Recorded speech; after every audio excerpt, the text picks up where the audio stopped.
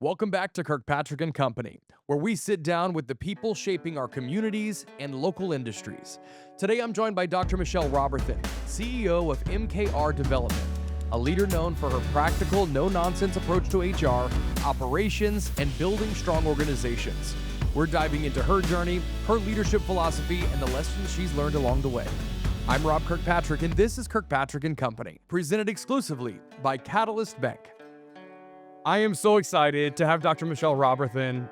I have to include the doctor. You don't run around with a doctor, but No, I have you actually not just as one doctor, but doctor in you my do. phone. Yeah. And you know what? It was the ghost of Steve Jobs. It happened by accident in my phone, and I've kept it. Okay. So welcome. And you answer the phone by saying doctor, doctor. Hi, Doctor. Thank you. And my kids call you Doctor. I love it. They don't even, I'm not even positive they're sure of your name. Yeah. But they know Doctor. That That's all will that's do. important. Thank you. So the Doctor is in. It's Yeah. Mechelle Roberthon. She's from MKR Development, and I'm so excited you're in the vault. Me too. I love this space. It feels good, huh? It does feel great. It's well lit from the outside. Yeah. So when you're walking by, it's mysterious. Oh, I'll tell you, I work right here sometimes. Yeah. I do some training and focus at the camera right here. I might have some other people on the other side, and people walk by, and I never knew what it felt like to be a zoo animal Absolutely. until this, where people will talk about you. Yeah. And then I get distracted because I think I wonder if the gorillas know that people Wow. are talking about them Wow. while they're right there. You went really far on that one. Went there. It's the fish. Giraffes. Yeah. It is. The- It is. The giraffes too.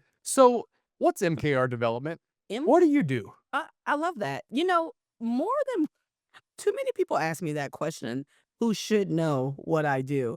But Maybe I do, maybe I don't. maybe you don't. But for the listeners, MKR Development is an organizational development firm. Now, I often tell people that sounds real fancy, but here's what it is: people operations all day, every day. So, someone's going to reach out to me and ask me a myriad of things. Can I help them review a policy, look at a handbook, conduct an employee investigation? They need an external third party.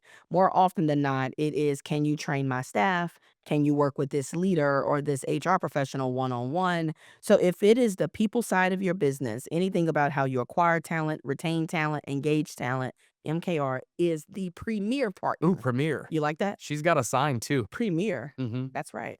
I'm super proud of you because Yeah. I have been able to see the evolution from you starting your business Mhm.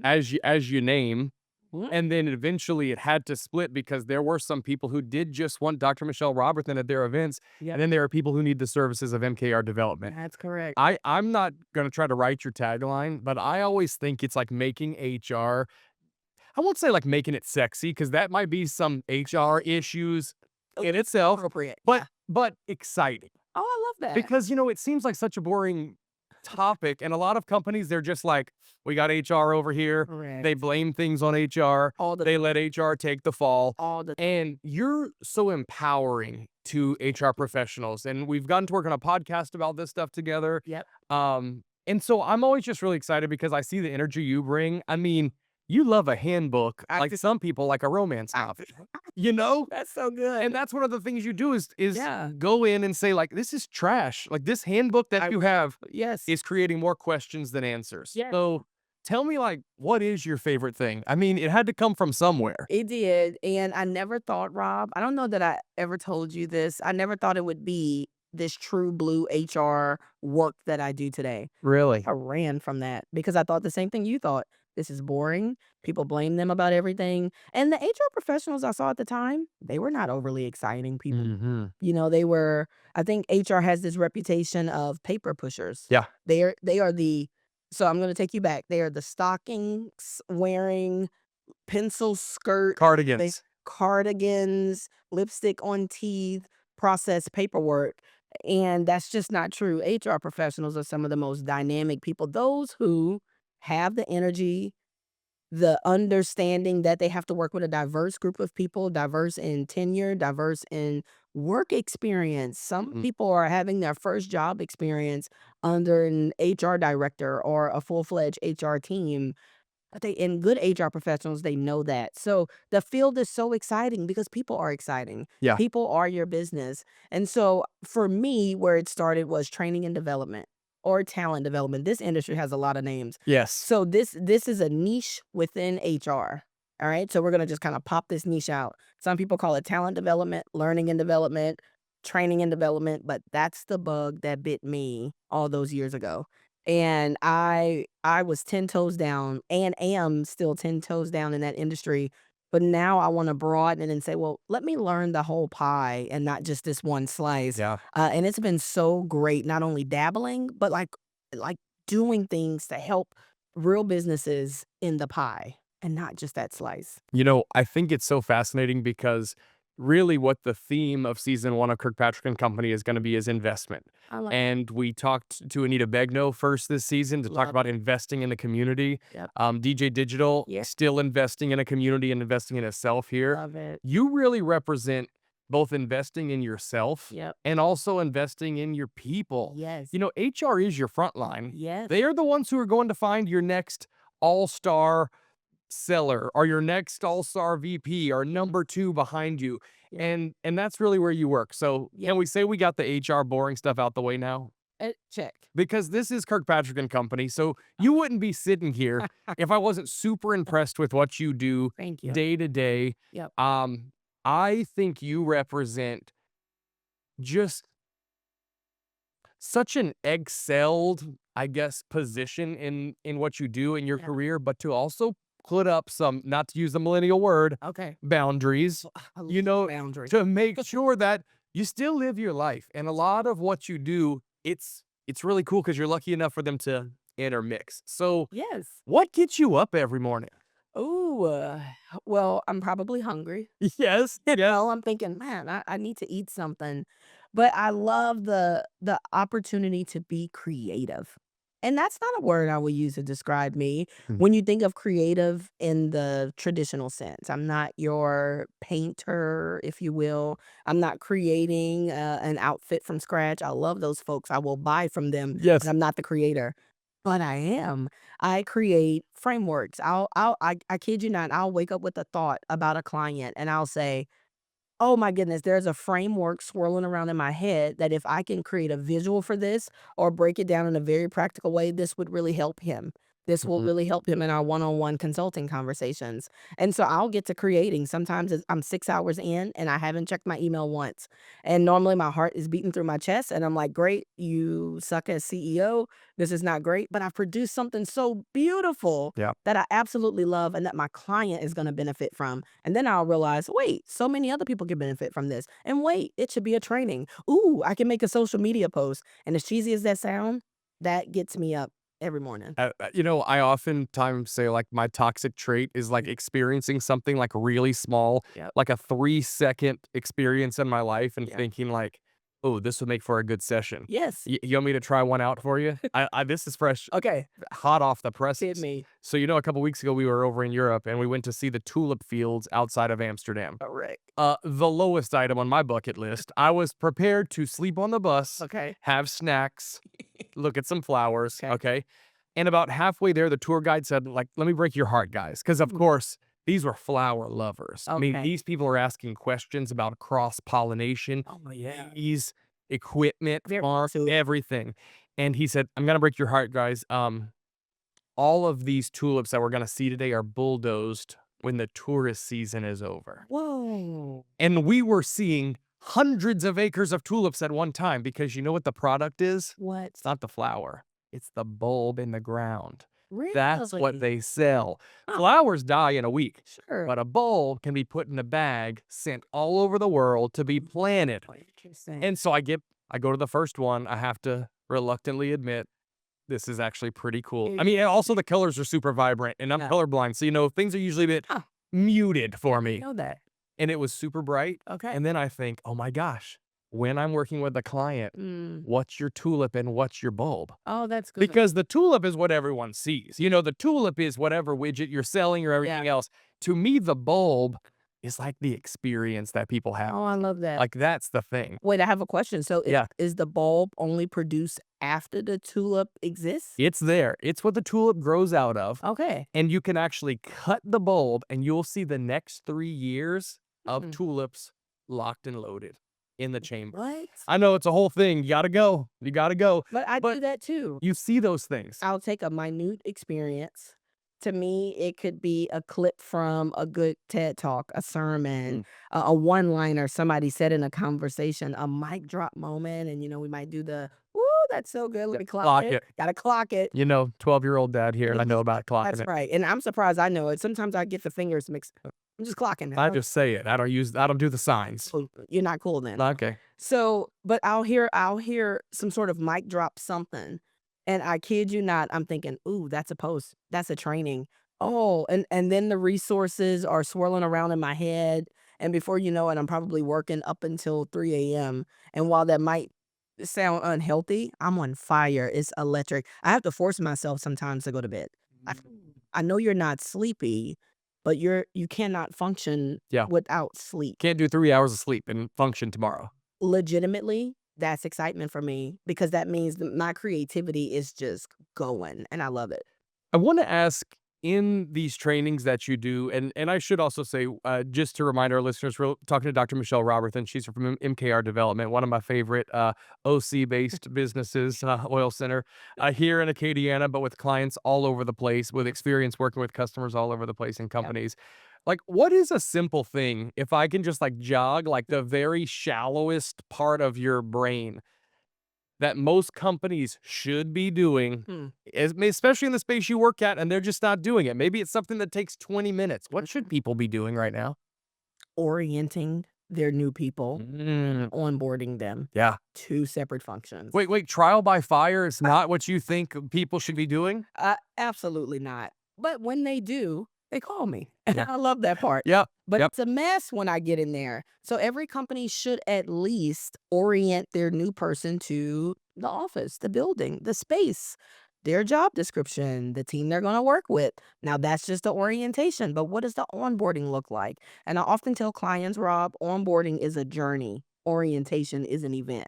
Another one-liner. Another You one. clocking it? Oh, clock it. Clock it, man. Hold on. Clock it.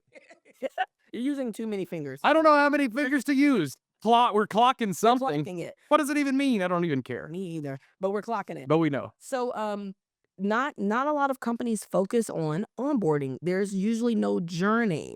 Most companies are thinking, "Hi, Rob. Welcome to MKR Development. We're so excited you're here. Here is a mug and a coaster and a keychain." So they got the gift. Check. Let me give you company history, vision. Let me tell you how the CEO started when he was 10 and he still works here. And you're supposed to tear up, right? Yeah. Oh, that's Yes. so sweet.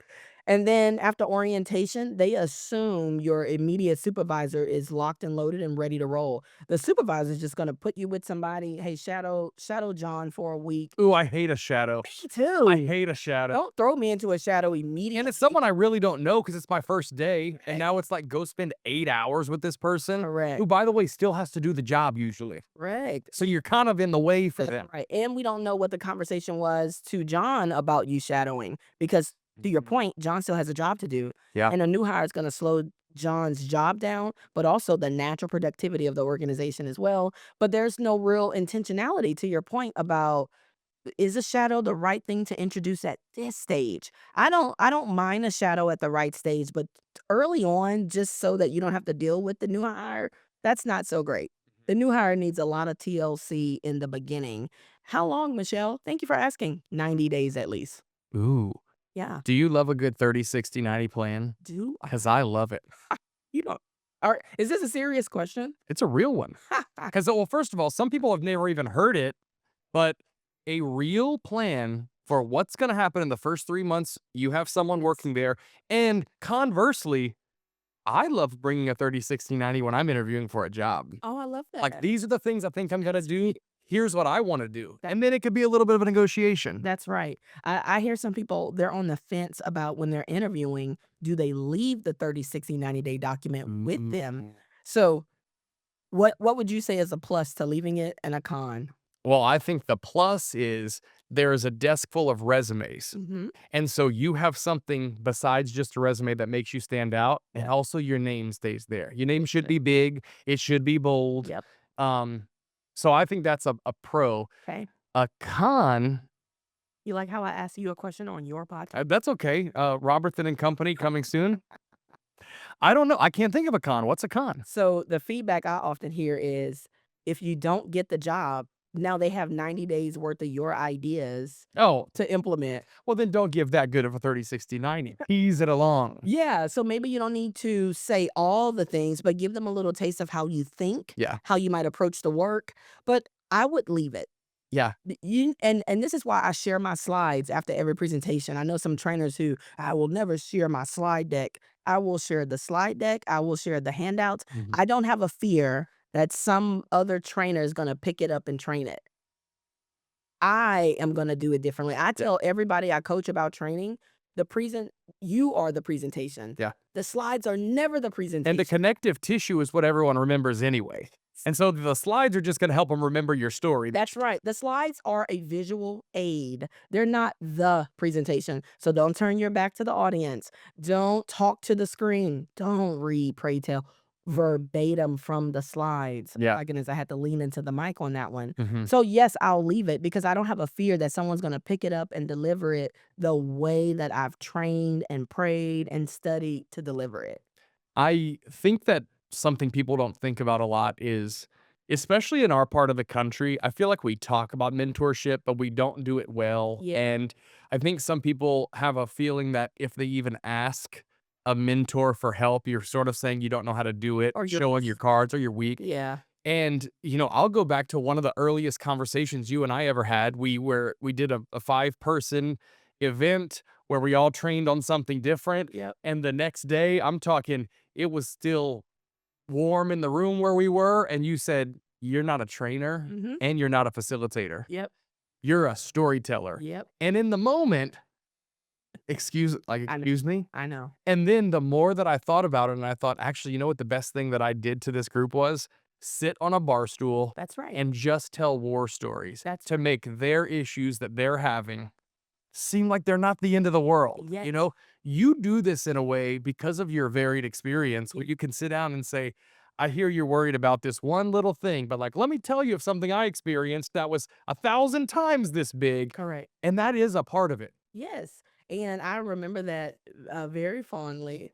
And Wait, is fondly the word? Do you Yes. remember it fondly? I do, because you received it very well. Oh, I tried. You received it in the moment very well, and even post, and you thought, "Oh my goodness," it felt like a relief Mhm. for someone to let you off the hook, Yeah. that you don't need to conform in this box full of trainers to have a slide deck and a clicker. Oh, and make sure you're on your timer and make sure you're hitting the slides at the right time. So it's for me, I thought, and please correct me on the record, I thought it was a reprieve It for you was. to It say, was. hey, ditch the PowerPoint, sit on this stool and talk to them. Yeah.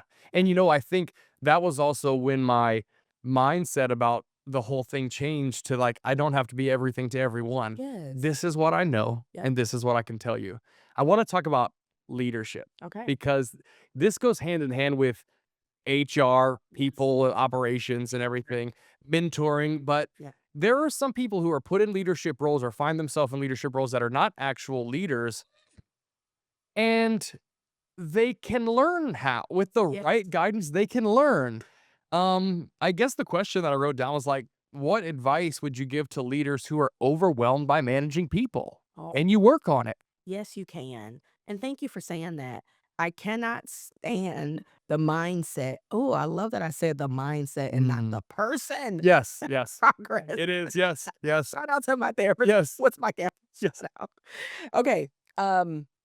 It can be taught.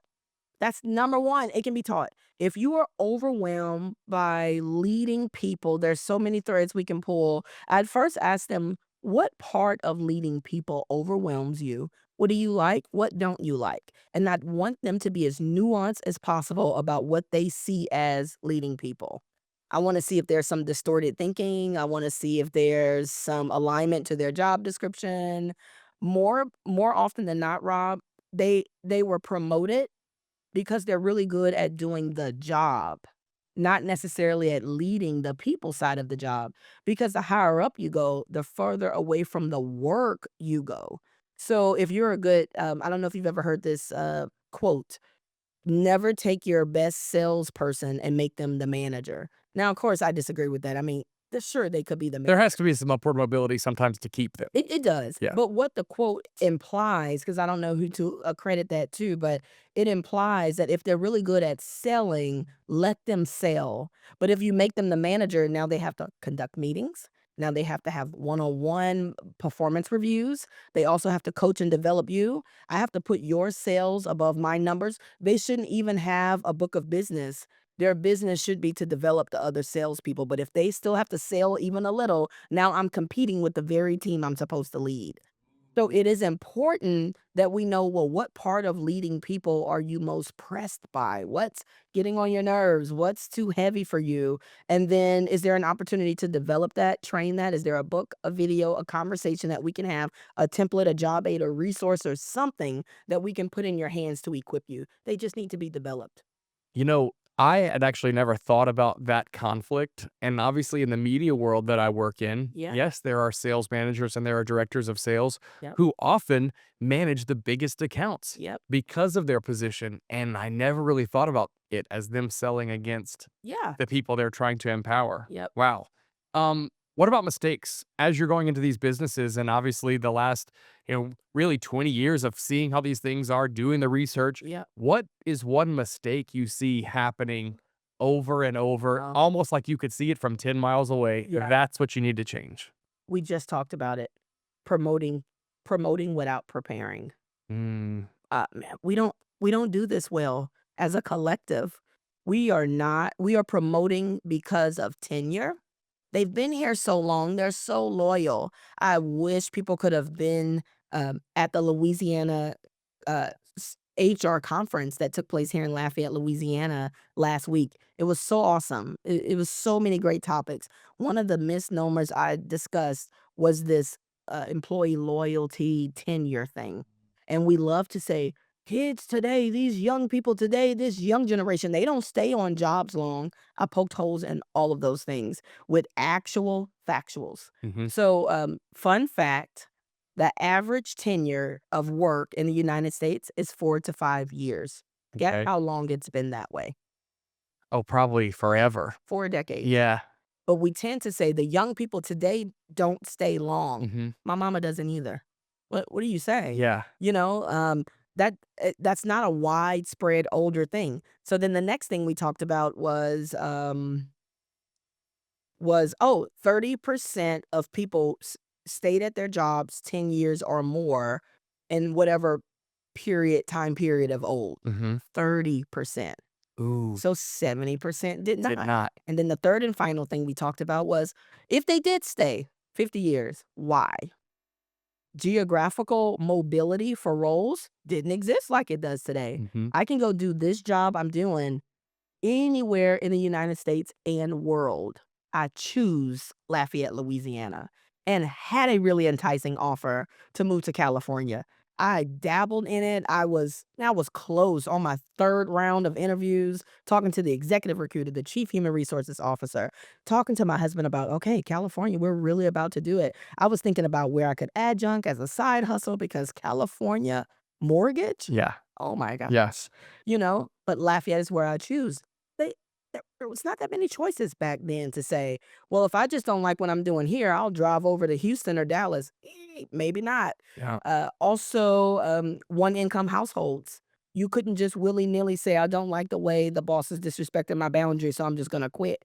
Everybody in your house is relying on your income, your benefits. Your pension was tied to that job. Your health insurance is tied to that job. And talk about a reduction in opportunities. There was not a lot of 401k competitors then. Not a lot of health insurance plans that you can get in the marketplace. Yeah. So when people stayed, they stayed out of necessity. But what do we call it? Loyal. Loyalty.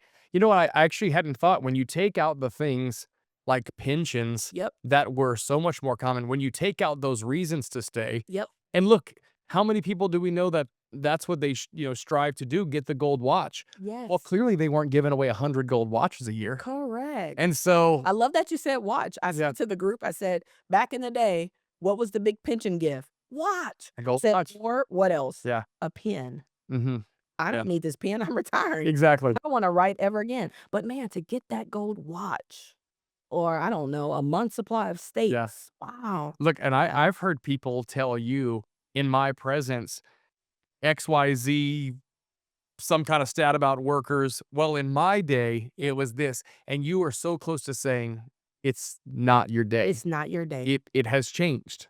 and you have to change with it. I guess you don't, but you have to if you're going to work in this day. And not with let's not even not even Gen Z, it doesn't even matter. If you're going to be in the workforce today and you dig your heels in and you don't change, you can single-handedly become the person that holds that business back, that department back, that new hire back. You make work difficult. Why? Because it changed? I'm a millennial and it's already changed. I used to save things on 3.5 floppy A disk. That changed to a USB drive and then the cloud. I have never thought, "Oh, another thing?" I thought, "Okay, Dropbox, You just go. move it all over. Let's go. OneDrive, okay, Google Drive." And yes, technology scares me. I don't say that out loud a lot, but I'm like, I can't keep up. I can't keep up." But show me the new technology. Learned a new tool just yesterday. Somebody mentioned it. I cannot make this up. Somebody mentioned it, let's say at 8:10 a.m. I was testing it at 8:15 and had already produced 3 things in this new AI. Yes, it scares me. And no, I didn't know what I was doing, but he sold it so good. I was like, well, and he said free. I was like, oh, let me give it a Yeah. try. So And do it scared. do it scared, but do it. Yeah. No, I don't want to get left behind either. So that's a long way of saying really the lack of preparation for promotion. But I went all the way around because we tend to think tenure is the qualifier for promoting, or we think they're so good at running this machine. They have no deviations, they have no errors. They're so great at this machine, they should lead the team that runs the machines. Yikes. But what comes with leading the team that runs the machines? Personality management and paperwork processing. Oh, and onboarding plans and performance reviews. We don't even know yet if they like the administrative side of running a team. We just know they are good at that machine. Dr. Mechelle Roberthon is here with us from MKR Development. She's one of my faves, and that's why she's here on Kirkpatrick and Company. We're going to take a quick break. I want to tell you all about what Catalyst Bank is doing here in our community, how they are changing what banking has become, and really sort of going back in time to what it used to be. We're back with more Kirkpatrick and Company after this. Kirkpatrick and Company is brought to you by Catalyst Bank. If you're looking for a bank that actually knows Acadiana, you want Catalyst Bank. They've been serving the community for over 100 years, and that's not just history, that's trust. Catalyst Bank is built for local businesses, for local families, for real life. Their mission is simple: be a catalyst for economic growth right here at home. You get the best of both worlds: big bank technology, mobile access, and digital tools that keep up with you, and something you don't always get anymore: real hometown service.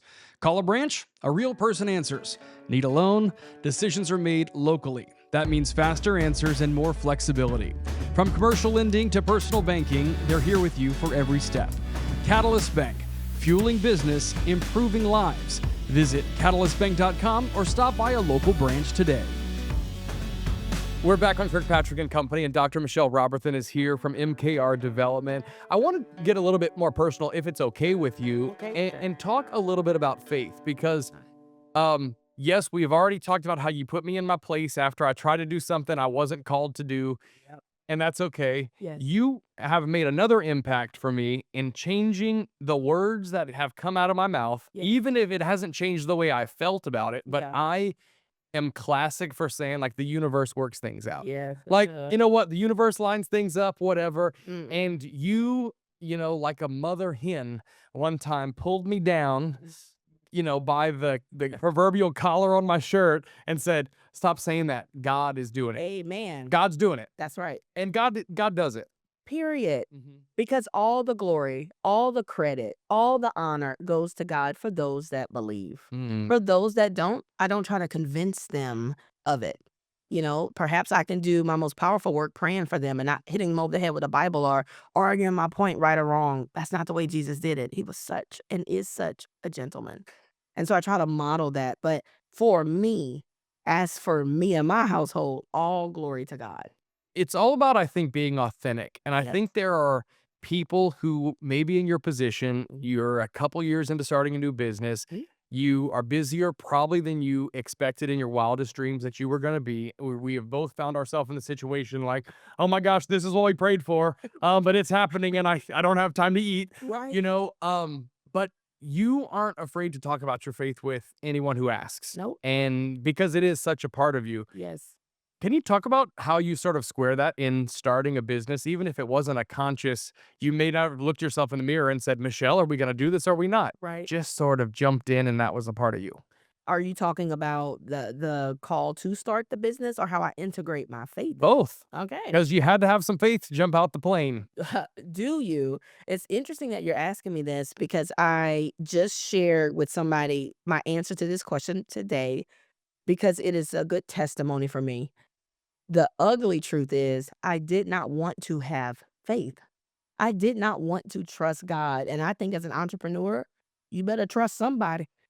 You know, I tend to call him God. You might trust in something else, but I didn't want to have to trust him so deeply. I didn't want to be so dependent on him. I didn't want to be so needy. I probably could have started MKR Development in 2020 or 2021. Anytime after 2020, I think I was. Well, yeah, we were pretty ripped up and chewed up and spit out by the end of 2020. We had all the time in the world. I could have came up with a business plan and all the things.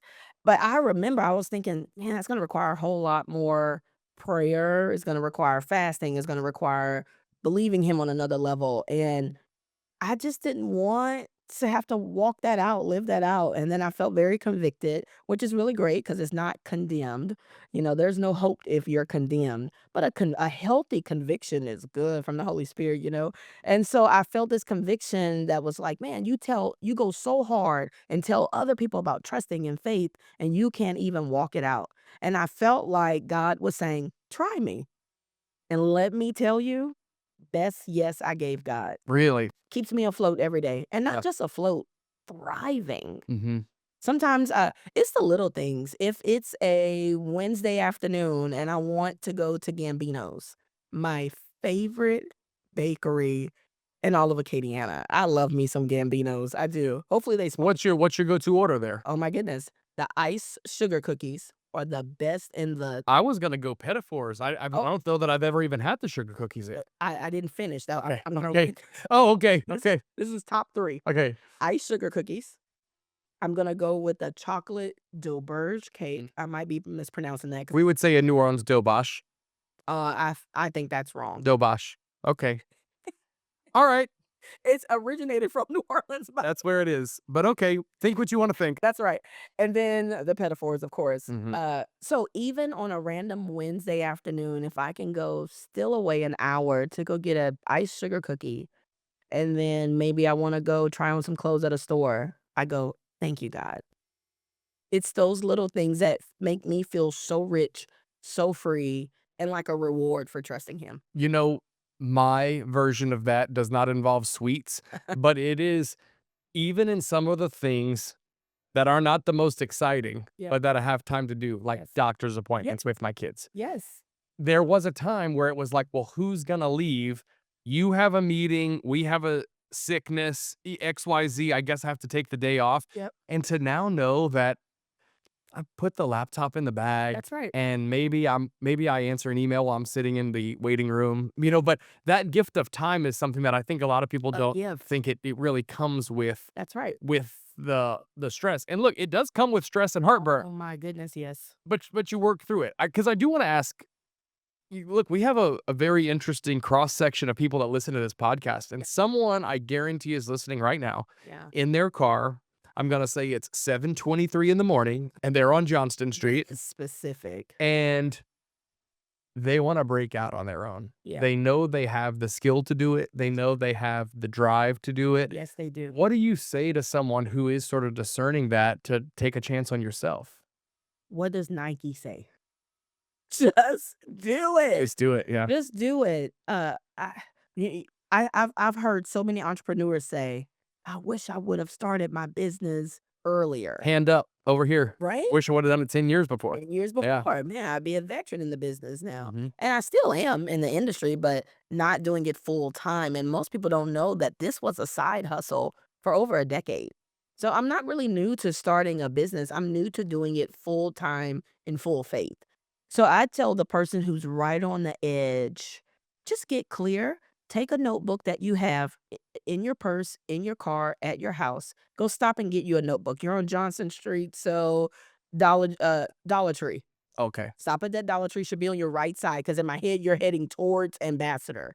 Well, there are some, and I guess they're all on the north side or the west side. I refuse to believe that that Johnson Street actually runs north and south, like the maps say. Yeah. It's an east-west for me. I'm sorry. Okay. Yeah. My brain says it's east-west. I can dig that. But yes, they're all on that side Yeah. of the road. Okay, well, stop at one of those places, get you a notebook, and start dreaming. Get it out your head is probably my first step to tell them. Don't think website, branding, logo. Everybody goes there first. What's the passion? What's the thing you're good about? Who do you wanna sell that thing to? What would it look like? What is an ideal morning for you, an ideal day? Start dreaming. Pray over the dream. Write it again. Get excited. I have so many notes about this business that is MKR Development that date back to pre-COVID. I stumbled on a notebook the other day, and I called it G14 Classified. Oh, what did that even mean? It just felt great. Okay. That was in my spirit. I was like, "Yeah, that's what this is, G14." And I just started mapping out stuff. It was the best trip down memory lane to see, is this something and then it was the best trip down memory lane on what a business would look like. Would I like it? What what's the product? Ooh, it could be this. I love that I've been dreaming that long. I want to go back to something you said earlier, and that's even in that orientation, new hire process and the story of it. Yep. Um, Having your own story and having a story you can dive into is so important to know it to sort of keep that passion. So where does someone start? Are you asking me where they start with creating a story in general or their story about their business? The why. Yeah. What's the why? Yeah. I think they have to get really honest, Rob, about um what they hope to get out of doing it. I don't care if the answer is ugly in the beginning. If it is, I just want a whole bunch of money and I want to be rich and I want to take trips and I want Louis this and Louis that. Write it down. Some people do it. They do. That's their inspiration. They do. You're gonna need a deeper one. Short-lived. That will not Yeah. keep you. Because when you get the purse, it's like the new shoes on Christmas morning. It will, You put them on. It will right. keep you. It will not keep you. And what do people do when they wear the shoes out? They throw them away or they give them away, but they don't retain that stuff. So that's okay. Write down the things that feel surface. You don't know that they're surface yet, but if they're writing things like that, I don't think they're bad people. There's so much overwhelm in their existing structure of their lives. That could be personal. It could be we are living check to check. We are pinching pennies. Man, the bills keep coming or work feels a little oppressive. I just want freedom to do what I want to do. That's okay if that's the first why. But I want you to sit on it. And if prayer is your thing, pray over that thing. If meditation is your thing, meditate on that thing. If you want to talk it out with a friend, talk it out. But keep writing down a why until you get to something so you. It is okay if your why feels surface or it doesn't feel so deep or it's a why out of desperation. That's natural and that's okay in the beginning. But I want you to pray over your why if prayer is your thing. I want you to meditate over your why if meditation is your thing. If talking it out with someone is your thing or stewing, do the thing, go through the process, and I want you to strip it all the way down to where the why feels like an extension of you. It feels like a calling. It feels like purpose. It feels like ministry. Now you got something that will not rot like shoes or expire like feelings. Now you got a why to start a business on. Dr. Mechelle Roberthon is here. Another quick break, and we come back with the lightning round. Some quick questions to get to the bottom of whatever this is. Okay. MKR Development, located here in Lafayette, Louisiana, and there to service all your HR people operations needs. We're going to talk more with Mechelle Roberthon coming up. Kirkpatrick and Company is recorded and produced inside the vault at Rock and Bowl in downtown Lafayette. Rock and Bowl is a Louisiana tradition, and their team is ready to host your next event in downtown Lafayette. Contact Robin at 337-534-8880 or visit rockandbowl.com. Rock and Bowl de Lafayette, a proud supporter of Kirkpatrick and Company.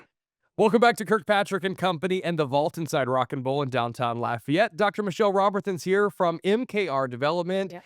And it's time for the lightning round. Oh my goodness. Are you ready? You didn't tell me about this. You don't know the questions. You didn't know we were doing it. And Nope. here we go. All right. Well, number one, best piece of leadership advice you've ever received. Oh my gosh. If you are starting a new job, don't change anything. You need to go on a listening tour. Get as much context as you possibly can about the people and the organization before you go and stake your claim about all the new things you want to do. One HR hack that every single business should implement tomorrow. Use AI. Really? Yes. So many people are scared of it. Why? I'm not the people. I'm just saying. Use it. Yes, it can't do everything. I know all the yeah buts. Trust me, I know all the yeah buts. But use AI and not just Chat GPT. That seems to be the AI that takes all the hits and that's all the one. Oh, it's the Kleenex.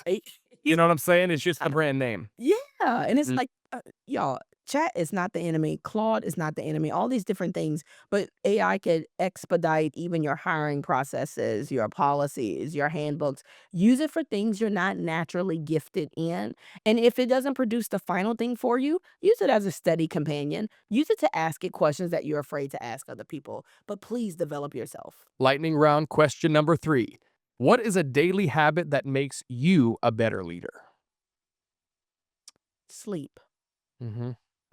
And I have to force that sometimes, but I feel so much better when I can eat and sleep. A life lesson that shaped the way you lead and the way you run your business? Oh, I don't know the quote, but it's the late great Maya Angelou, and I love when people say Angelou. They're being fancy, but in part she says, "Be a rainbow in someone else's cloud." Somebody who might not call God the same name you call God, or might not call him at all. And she goes on to say some other things, but be a blessing to someone else. That blessed me. That changed me. And finally, what does success look like for you 10 years from today? I hope to not work full time 10 years from today. Success to me looks like me and my awesome, amazing, handsome husband are traveling a whole lot. We're laughing a whole lot, enjoying each other's company, and life feels light and easy. And with the financial blessing we have, we are just super duper generous to so many different causes, and we get to hang with family and friends and just enjoy life. Dr. Mechelle Roberthon, thank you so much for being here. You always have a home at the vault. Do you want to pick a lockbox and maybe leave something that, I mean, I can't tell you where the keys are. I don't know. This isn't a working vault anymore. I But can't leave it then. yeah, okay. But thank you for the offer. Well, whenever you want to stop back by, you're always welcome back. Thank you, Rob. Thank you for listening to Kirkpatrick and Company, brought to you by Catalyst Bank. This season 1 is all about investment. And today we talked about investing in ourselves, investing in your people, just investing in making the world, the workforce, a better place. Hey, make sure that you follow us wherever you follow things. See the full episodes every 2 weeks on YouTube. And again, special thanks to Catalyst Bank for making this possible. See you next time.